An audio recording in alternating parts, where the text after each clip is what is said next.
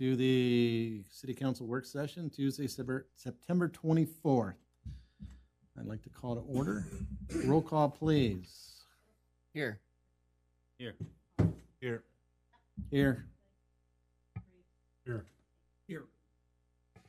Okay, we have no old business. Moving on to new business, we're going to have a presentation on the income tax, and I believe that's going to be presented by Mr. Lasko. Yes, thank you, Mr. Mayor, members of council, those not in the audience, but those watching at home. Again, welcome everyone. I do want to start off with a brief presentation. I think there's 14 or 15 slides. I will apologize. Some of this is a little redundant, but I know we haven't talked about the income tax for a couple months, so I wanted to do a really quick refresher. But the idea of this conversation came out of when council ultimately voted to put it on the ballot. The thought was to get together within 60 days to talk about the pros, the cons, the issues, the benefits, with possibly trying to be a little bit more specific and how the funds may be used. Again, I do think there's pros and cons to that, but again, I really hope this ends up being more conversational than anything. And I will note, if anything is decided to be more formal in terms of how these funds will be used, that's always something that could be done formally after the election, but it's good to discuss that before the election as council members are talking to constituents and staff. So just a quick refresher. Again, I apologize, some of this is redundant for folks. But just looking back to how we even got here in the first place in terms of why additional revenue is needed. As we know, there are several departments that are heavily subsidized and reliant on the general fund. That being police, which is almost exclusively general funded, and then streets, stormwater, parks and recreation, and fire. We have seen the subsidies to those four departments continue to increase on an annual basis. I'll add some detail to this second bullet, but just wanted to note, I do think, and we all believe that we still continue to run very leanly and efficiently across our departments, both in terms of manpower and personnel and how we spend our funding. And we have tried to turn over every stone so far in terms of generating additional revenue for those departments, such as increasing the permissive tax, looking at things like facility rental fees, et cetera. But as we've seen over the last couple months, over the next 5 years, without some type of cut to service or capital projects or finding additional revenue, the general fund will fall into a deficit. And again, we would be in a challenging position, not just operationally, but certainly implementing capital equipment purchases and capital projects. Again, we've seen these graphs before.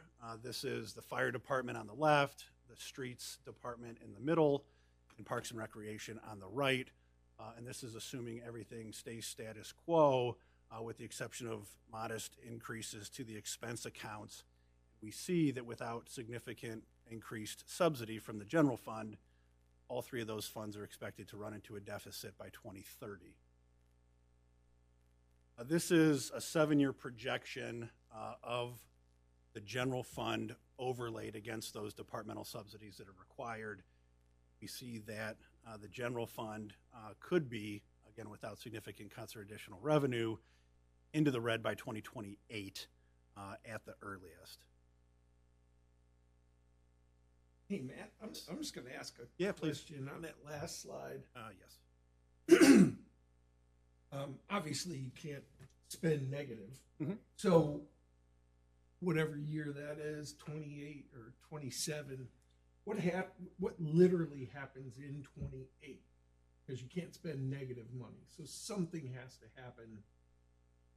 And I would say we would start cutting before 2028. For example. So the things, there's certainly low-hanging fruit. I think you'd basically have to either stop or delay big capital equipment purchases.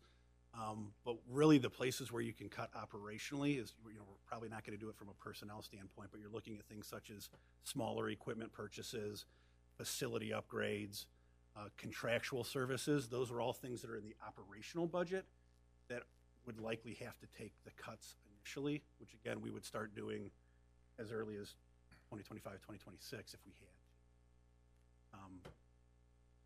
But there's multiple ways to tackle it. And we would do it much earlier than 2028. Yeah, and I guess what I'm, you know, from a constituent standpoint, the residents, how would they feel it? You know, you might not buy a police car or a fire truck. I don't know. You know, that's capital. But they might not even notice, right? So how would the residents feel it when you get to 28, 27, and you can't, you know, I mean, you just can't get money. So Yeah, I would say you'd feel it multiple ways. And this is things that would add up over time. I mean, right now we're fortunate to be able to do things like, although we don't have a ton of money for stormwater improvements, we have been clearing out all the detention ponds throughout the city, which ultimately affect the ability of water to flow downstream. You know, and fortunately we've been in a position to do that, and we've made up for a lot of times not being able to do it. But I think there's a lot of preventative maintenance that we would not be able to do, whether that's our parks, whether that's stormwater, certainly our streets, and that's going to create a major issue 10, 15, 20 years down the road. We can get by and make cuts for 3 to 5 years. I do think at some time you're going to pay Piper and have a significant number of dollars that need to be spent on making up for years and years and years of not doing preventive. I do think it would be felt eventually. I did want to mention this, and this is a follow-up to an email I sent to council at this point, probably April or May of this year. But, you know, I want to be clear that, you know, we are not proposing or advocating for an income tax increase to ill-advised spending habits or because our projects are historically locally funded. I think I did send this to folks. Over the last 5 years, we had our department heads look at their operations and how they've been trying to cost cut. Because again, those departments that I've mentioned have been put on notice for years that they're having to be subsidized. So our department heads have shown that over the last 5 years, we have collectively saved $450,000 in operating expenses. These are things such as renegotiating our dispatching contract with the police department.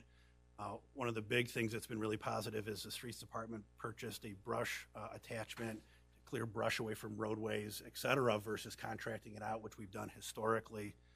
And also we've increased our employee share of healthcare premiums so the general funder is not having to absorb the entirety of our healthcare increases. Also, what's really impressive is our grant proceeds, predominantly to offset capital projects, but also some equipment, things like body cams, used to only be 4% of how we paid for projects in 2019. That has been increased to 21% as of 2023. Now, I do want to mention, it is true our budget has increased by 20% in 5 years, but that has been offset by grants to the tune of 17% that have offset those increases in budgetary expenses. And what's also really amazing to show how we have been able to minimize the impact on our local residents, the local share of our entire annual expense has only gone up by 3% in 4 years. It typically would go up 3 to 4% every year. So for 4 years, our local contribution to everything that is in the city budget is only going up by 3%. Shows that we have tried to find ways to minimize local impact, again, through cost-cutting measures and bringing in outside grant funding. And just to pick on that last Please. comment, sorry, I'm just trying to throw out stuff that I've been asked. Sure. Pick on that last comment, 20% increase. What are some of the big increases that drove that? I remember healthcare being a huge one. Modest increases to salary, barely keeping up with inflation. What's driving the 20%? Yeah, the main reason for going up 20% is capital projects. Certainly there's been operational strains and constraints, but the majority of that is capital projects. But again, we've been able to offset that with grant funding. But that's why there's such a big jump. That wouldn't have happened sort of through organics. So I know we touched on this again during our public presentations, the difference between income tax and a levy, which were really the two ways in which we thought we could address the issue in a way that would be impactful. And again, we looked at these through the lens of three goals, which were to minimize the financial impact on residents, to ensure the long-term stability of the city operations. And what I mean by that is not having to go to the voters every 3, or 5 years. We're looking for, I hate to use the word silver bullet approach, but a silver bullet approach that is going to create stabilization for 10, 15, 20 years. And then also from a staff perspective, we want revenues that are flexible because we know the annual budget needs of our departments are constantly changing. So again, income tax impacts less residents and businesses, does not impact retirement wages. It typically increases with inflation every year, so we do see some organic revenue growth through an income tax. We are proposing a credit in which some residents will actually see a decrease. I believe it's right around $200,000 in total for our residents. And then it's unrestricted and can respond to ever-changing budget needs. Levy, on the other hand, it's going to impact anyone that owns real estate. So you're talking about thousands upon thousands of individuals compared to an income tax. Will cost our residents more since, again, 100% of the revenue has to come from property owners. It's a static amount, does not increase in value and revenue stream. They aren't flexible, and what I mean by that is they cannot, they're generally reserved for one city function: streets, parks and recreation, fire, police, and again, could require multiple levies given that we need to impact multiple departments. So looking at revenue projections during our public meetings, we anticipated based on 2023 revenues, it would bring in about $1.8 million. I do want top of what? 7? What we bring in now? Yeah. 4. 4. Now I do want to note, and this has changed since the spring, as we're finding out, our income tax projections, or our income tax revenue in 2023 was higher than we should have ever anticipated. And the reason why that is we had a couple of individual filers paid significant income tax to the city that is not really sustainable on an annual basis. So once you take them out of the equation, we actually think that number's closer to 1.65 million, not 1.8 million. So I did just want to note that change now that we're into the 9th month of the year, that we do think our adjusted numbers are going to bring in about $150,000 less. So this is what I know we really want to talk about in more detail, because I know people always ask, what are you going to spend the money on? And that's a hard, loaded question with a lot of answers that can be suggested. And what I want to talk about are the things that the staff has talked about during our public presentations. But we've always thought there are 3 high-level categories that the city would spend those revenues on. The first would be stabilizing the general fund, which will continue to be subjected to increased subsidies. And these increased subsidies are outpacing the 2 to 3% income tax increases that we generally project in our budgets on an annual basis. The second is capital projects: roads, facilities, parks. These are the projects that are in our 10-year capital plan that we update every year. And then thirdly, capital equipment: vehicles such as police cruisers, lawnmowers, and safety apparatus. Where did that go?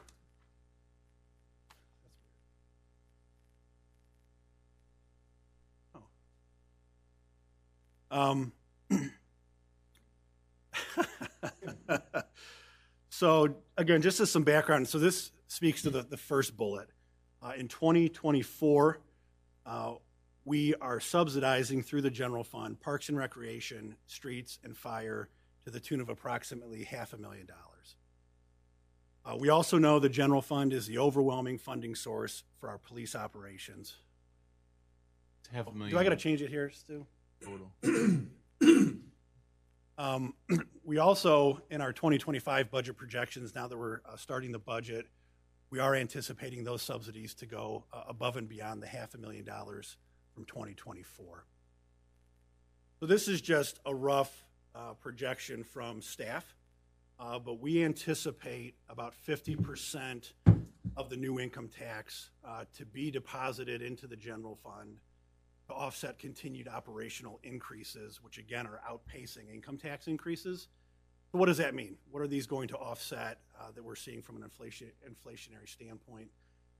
Those are everything from small equipment purchases, material purchases, minor facility upgrades, healthcare, which we've talked about a lot, and then just general infrastructure maintenance such as crack sealing or painting.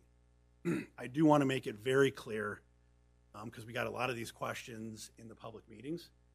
We are not anticipating this new revenue to go to hire new staff that is not already in historical budgets. There are one or two unfilled positions that we've never filled. This doesn't mean that we're going to come on and hire 2 new people in our Parks Department, 4 new police officers. We would not look to hire anyone that wasn't already in a previously approved budget. The second use for these funds would be capital projects. As mentioned, we have a 10-year running capital plan of physical upgrades that are needed to infrastructure, parks, and facilities. And through the budget process, we always reevaluate this 10-year capital plan and move projects up and down the calendar based on need and ability to fund the project. And again, this is weighed in on by council and finance committee every fall. But what are some of these projects in our capital plan? I picked out a few of them. We desperately need new playgrounds at Nickel Plate Beach and Lakefront Park. We always need to have a robust street resurfacing and new curbing plan. Why this is really important is neighborhood streets are generally not eligible for any type of grant funding. We've been really successful getting grant funding, but they've again been for more of the state routes, et cetera. We have to rely on ourselves for our neighborhood streets. We talked about a quiet zone implementation, which is a significant expense, but we are hearing more and more from our residents and business owners that this is something that they want prioritized. We did talk about the idea of having the city absorb, after the first 4 years, the tree and sidewalk program, which we're in year 2 of right now, but right now that falls on the backs of our residents and property owners. Is that something the city could take over? Boat basin renovations, we have about a $4 to $6 million needs assessment for the boat basin that at some point we are going to have to address. We have talked about new service complex construction as well, and then proactive stormwater upgrades. Right now we are very, very reactionary in our ability to address stormwater things. And then finally, just like we have a capital plan for projects, we have a capital plan for major vehicle and equipment needs for each department. Again, through the budgetary process, we move vehicles and equipment up and down the list depending on need and ability to fund. And what are some of those examples? Police cruisers, lawnmowers. At some point, we have a ladder truck that we're going to have to address. Motors for our police and fire boats, which are due. Street truck replacements, and ambulances. So I know it's a tough question when people ask, what's the money going to be spent on? And again, it really is a difficult question, which is why we've tried to keep it high level that we're looking at 3 major needs. Subsidizing the general fund to maintain operations so that we don't cut service, so that we don't cut personnel. We don't start cutting grass less than we're cutting grass now from a scheduling standpoint. Again, I've always said this in all the meetings, people move to Huron, keep their families in Huron because there's an expectation of level of service. We have to maintain what we have now, not go backwards. And again, second and third is capital projects and capital equipment. And again, we really rely on our department heads, council, and the finance committee annually to make those priorities. The question's been raised, and I just want to pass this information along to council. Could you take it a step further?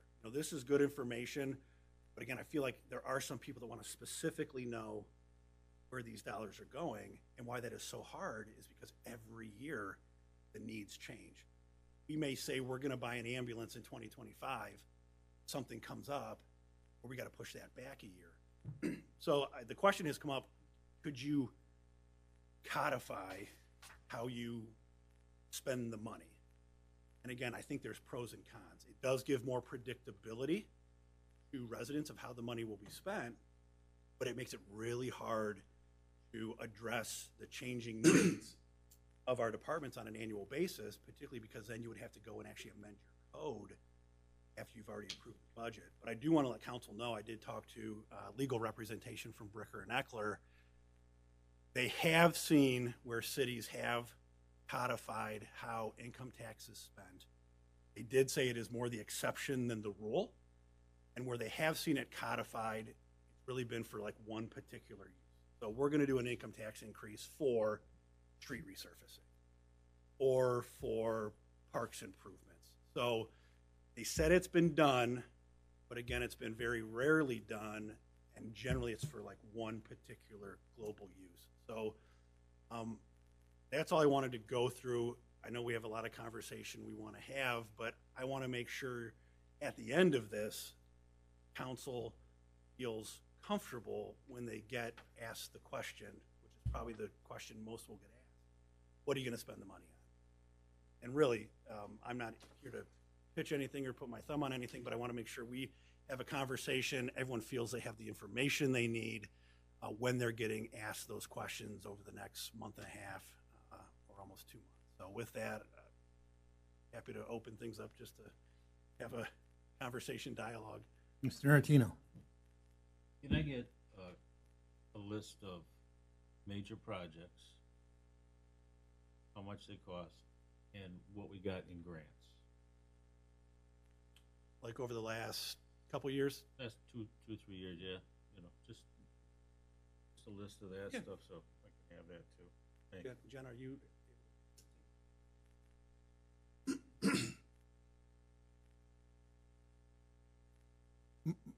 Mr. Klaus.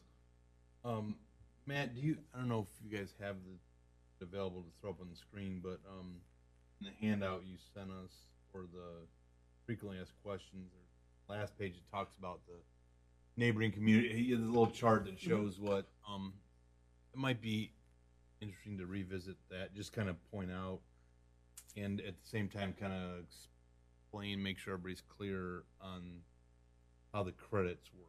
I think that gets a little complicated. I know we've explained it a lot. We have the calculator that works, but may you reiterate that for? Do you want me to talk about the credit now? Sure. Credit and how other, lots of other communities have multiple levies in addition to, income tax, et cetera.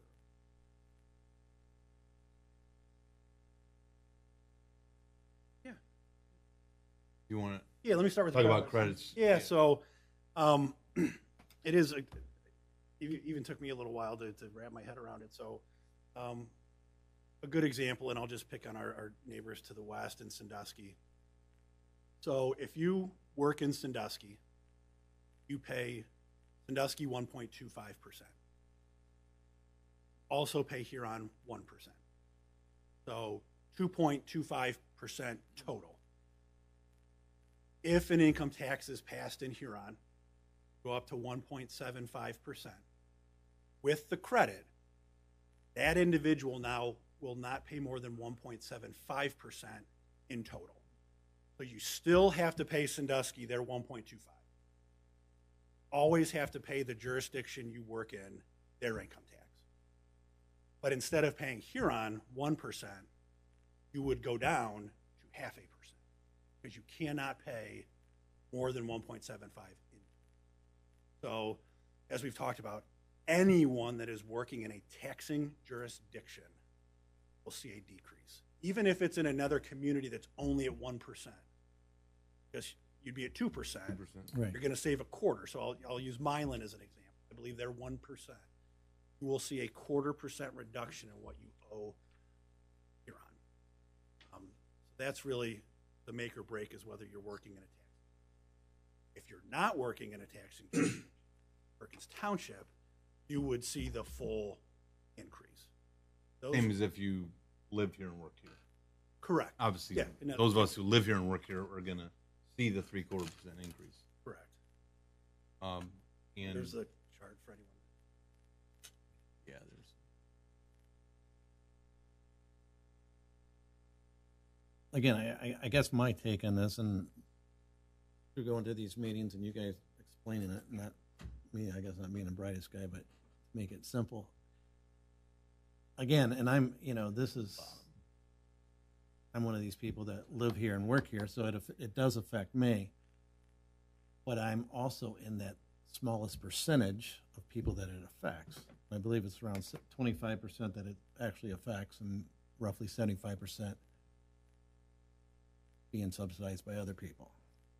Yeah, and the other, although I don't want to sound like I'm minimizing it, so of that 25% that is paying locally, 14% of that is individuals, 11% is local businesses. And again, I don't want to sound like I'm minimizing my next comment.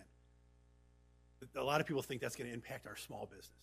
And the reality is that 11% is predominantly paid by the Mucci's of the world, the Fireland Scientifics of the world, the Ardos of the world. That's not to say that a local small business wouldn't be impacted. Right. But a lot of times they're able to show that there's not net profit.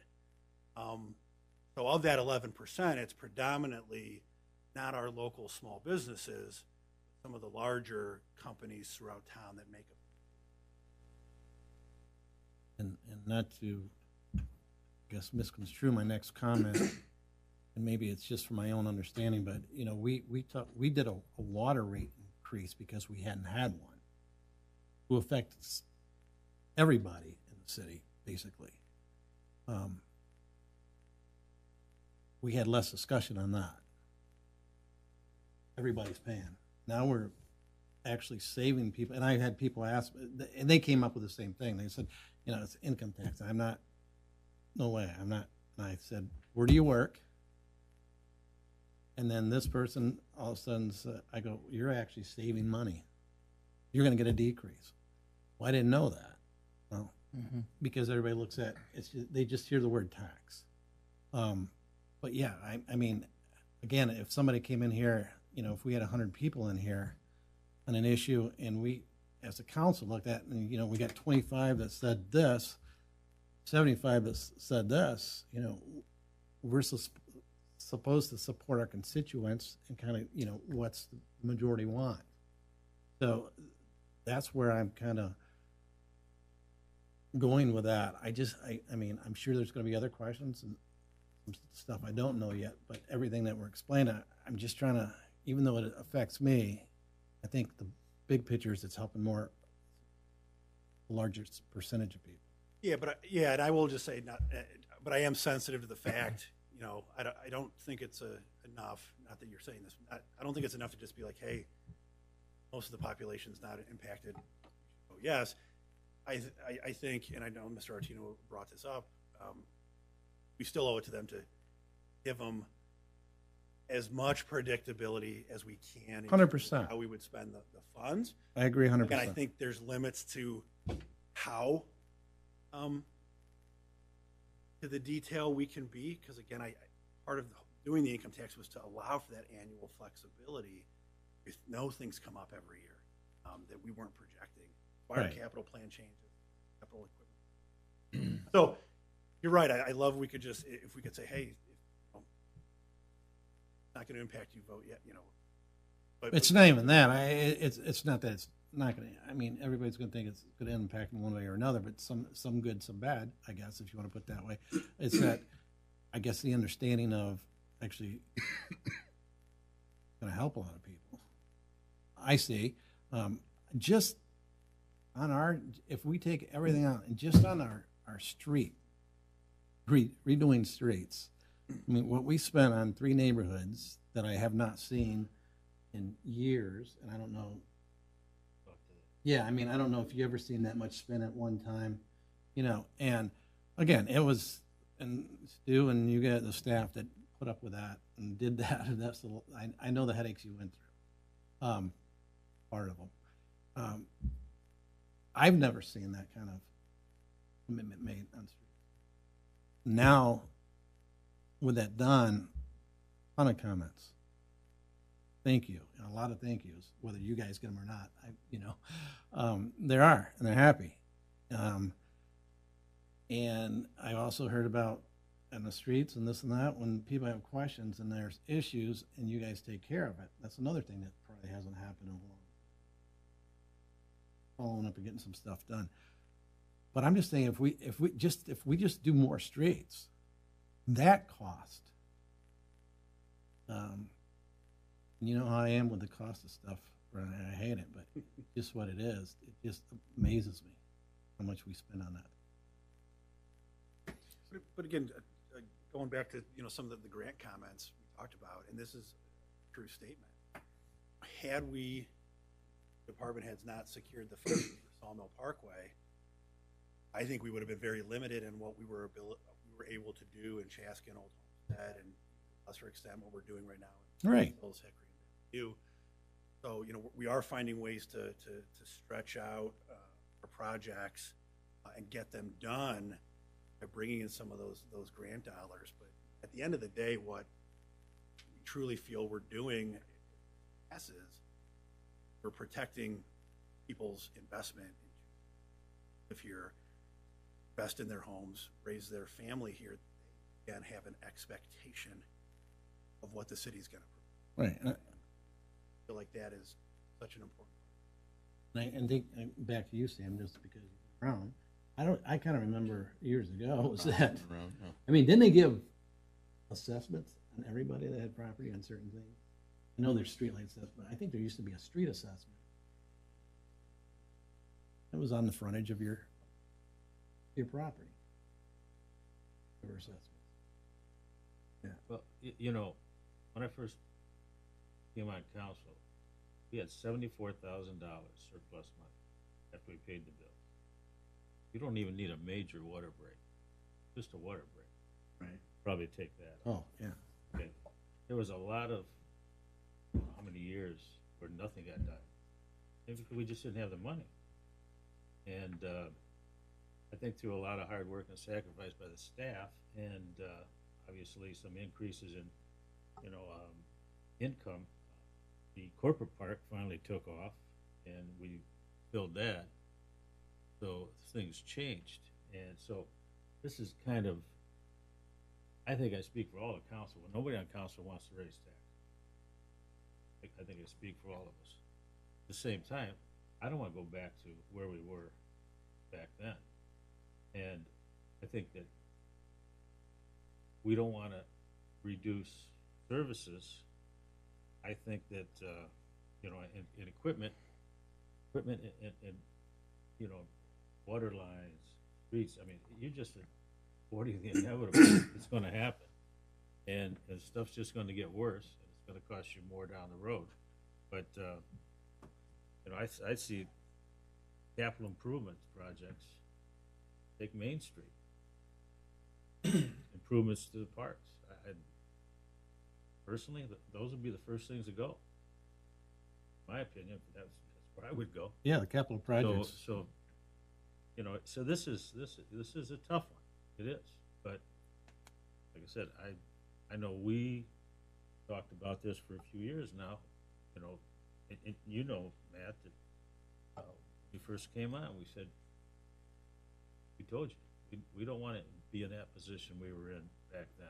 And so, yeah, this is a tough one, but I think we have to take a look at educating people and make sure they understand what this is going to go to, where the money's going to go. And I think this helps. And I was just going to say, piggyback on that, and I wish we could reach every resident, and I know we can't. And I'll mention it tonight in my manager's report. We do have got another 4 public meetings on the books, which we'll start advertising. I think they're all in October. We'll also have a series of regular social media posts, which won't be the entire presentation, which is available on our website, but important components of the proposed income tax increase that are going to regularly be sent to folks on social media, which again, I know doesn't reach everybody, but reaches a good portion of our population. But again, it's just going to be the information. Cities aren't allowed to market or advocate, but we just want to make sure we're doing anything and everything we can, either in person, social media, et cetera, get information into the right hands to folks so that they can make an informed decision on what is best for themselves and their family. Yeah, I guess, from my talking to different people, the 3 things that kind of stood out to me were they see tax increase, most people don't realize that there's the credit on there or understand what that would mean for them. The other thing that I've heard is that there's a lot of people that still think that the city can tax their income from investments and their income from Social Security, which we can't. And then another thing that I've heard is that why do you need income tax why did you give those tax breaks to Moochie or whoever? And they don't realize that those are actually on the property tax, not the income tax. And still too, there's been people I've talked to that don't realize that we've kept the schools whole on some of those. So I guess there's a lot of misconceptions, and I guess I think my personal opinion is we need to do more to educate on what's actually going on so that they understand better. That's a good point. I think it's a lot of folks don't know, which I don't blame them. We get such a small fraction of the real estate. It's 7 to 8% depending on the type of property, which is why it does make sense for municipalities to give real estate tax breaks, because the income tax benefit is what's more important to taxing jurisdictions. And I do want to, you brought up a good point. I won't call it a policy, but I would say over the last 2 or 3 years, there hasn't been a tax abatement that's been approved in which the schools, and when I say schools, both Huron and EHOVI, haven't been made whole from a tax abatement standpoint. So we understand and we're sensitive to the financial constraints of our partners. And we've been fortunate that those companies still agreed to make the investments, because again, I will tell you, giving tax abatements has almost become commonplace. That's almost a baseline expectation. And the fact that the Ardaws of the world, and I'll even say South Shore, have made their investments, Buckeye Sports, while keeping the schools whole, has been really impressive, shows their commitment to the community. But yeah, our reliance on real estate tax is minuscule. Yeah. That's a good point, because I know a lot of people that think we are making a lot of money, especially now. We're actually talking about increases in taxes right now, property taxes, and people don't realize that that's all we get from. Can we have a list? I know we've got some major projects that are needed and definitely going to be needed in the future. Water lines, I don't know what else. Are there some roads we still have to take care of that are, deteriorating? But maybe if we could have a list of that has to be done. Yeah, we can. I know we're in the process of slightly updating it since we're in budgets, but nonetheless, we can quickly get you the 2024 capital plan.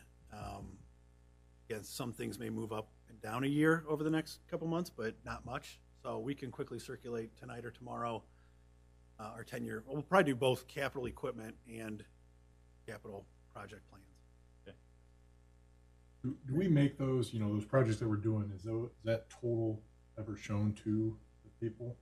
When we're talking about the water lines and the resurfacing and all that kind of stuff, do we tell them, hey, this is the total amount that was spent on it? Because I think one of the biggest things is we talked about the expectations of people moving to Huron and the living style and all that. I don't think they realize, A, the cost that goes into some of these projects, and B, I think it is unrealistic, and the amount of money and the price increases for the last 4 years and what it costs now to pave a road compared to what it did 4 or 5 years ago is crazy. Funny you ask that, and this sort of gets to your question, but it's something we're going to start rolling out simultaneously with the income tax post, but it's also something we're going to roll out and continue to do moving forward. But Jen's been working on sort of our first series of what I would almost call like did you knows of not just capital projects, but some things that are equipment related. And I think we're trying to accomplish a few things with those posts. One, we want to show people that we're continuing to make investments in things like body cams and the K9 and our roads and our playgrounds and tennis courts and fish cleaning stations, Sawmill Parkway. But some of those are actually going to show how little locally we've had to contribute to some of those projects, so that hopefully people understand we're not asking for money because we're just being lazy, and we're not going for grants or talking to philanthropic partners. So we're actually very soon, and hopefully it gets to what you're thinking, a flurry of did you knows as it relates to projects and equipment purchases, but we're also going to continue that in perpetuity moving forward. Again, to show people the investments we're making and what we're trying to do to leverage non-local resources. I just think it's crazy sometimes you hear how much they complain about one project and then you do the project, it's not up to what they want and they think we owe them more. And Nuts. kind of like what William said, and you know, pick my words nicely here. You know, the education. I think I say almost every meeting, you know, we welcome people to come here. You know, we have meetings. We have outside meetings that you guys put on. We're on social media, but I still get, I didn't know that. I'm trying, I always ask, how did you want us to get that information out? I don't know. I mean, I think we're doing a good job. We can always do a little bit better, but I think we're doing a really good, and I think Jen's doing a great job getting stuff out there. But, you know, it's like, and I know these meetings, and I think one of the big, not to pick on Sam, but, you know, River's Edge, I think that was a big thing. Have a meeting there, because everybody talks there, you know, and it goes by word of mouth. But when I get people that come up and say, I didn't know anything about it, I'm not sure how, did you call and ask anybody? Well, no. I don't know what we're supposed to do as far as people expect on that front. Did I hire the talk of Huron warriors? No, I do think what's tough is I do think we've done a tremendous job at getting information in people's hands. The problem is we're not always there face to face with them to answer their questions, to help them interpret. You know, sometimes, unfortunately, they may come to their own conclusions because, again, we can't be face to face with 6,800 residents. So that's the hardest part. You know, I think getting the information out, I think we're doing super, super well. How do you close the gap of having folks, again, deduce their own ideas? I get it. Because, again, the credit, Yeah. you almost need to walk through that with some folks. I wouldn't have known what that was years ago. Right. Even though it could have been a great thing. But they got to ask, I mean, Yeah. got to know. They got to ask the question. You can't come and say, well, I didn't know that. Well, how do you know? I also think that, and I know that this is what was discussed in Finance Committee and all in various staff discussions, but we want to continue to make the point that in doing this, part of it is so that we don't have to come back to the constituents in a couple of years and do another fire levy or, you know, that kind of thing. The last fire levy was 99, and to make it clear that that's a fixed levy amount. So there's been no increase in how much we collect from that levy based on cost increases or inflation. There's no inflation built into that. So where historically fire levies have been fairly popular, or meaning people like to support the fire department, this part of this is definitely, you know, supporting the fire department, supporting the police department, all of our services, parks and rec, everything that everybody, most people who live in here are very positive about and supportive of. Historically, doing this would avoid us coming back over and over again. And you look at this chart, some communities, Bellevue, for example, is 4 levies plus what's SD? School district tax and 2%. You know, some Vermillion has 5 levies on top of 1.5%. So we're trying to avoid having to do that. That was one of the goals in deciding to set that amount, that rate, instead of just doing a 1.25 or 1.5. Is like we don't have to come back in 5 years and 1 year, or anything. No, and to your point, you're right. Police levies, fire levies, regardless of the community that they're being sought in, are typically supported. Not 100%, but they typically are. And do I think this is a community that would support a police levy and a fire levy? I absolutely do. Again, the thing where we steered away from that is twofold. One, it's impacting a lot of people that own real estate compared to income tax. Two, our streets are important. Our parks and rec facilities are important. Our stormwater is a huge growing need. So as much as it may stop the bleeding for a period of time, because it would alleviate the general fund in terms of the police and fire subsidies, at some point we're going to have to revisit those other departments, and that's something we're trying to stay away from. And secondly, we want to put the onus on department heads and finance committee and council to have the ability to every year through the budgetary process to respond to those ever-changing needs, which is why we income tax so much more favorably. And I don't know if anyone had anything else, but I want to make sure as you guys encounter questions in the community, or if there's information you feel like you need, to ask us, get it to you. Because again, I think there's been questions, and I think they're only going to be more prevalent the closer we get. So let us know anything and everything you may need to get back to folks that have conversations with it. Very good. Nothing else. Would entertain a motion for adjournment. Mr. Mayor, Biddlecombe. I move that we adjourn tonight's work session. Questions? Roll call. Yes. Yes. Yes. Yes. Yes. Yes. Very good. Thank you. Bye.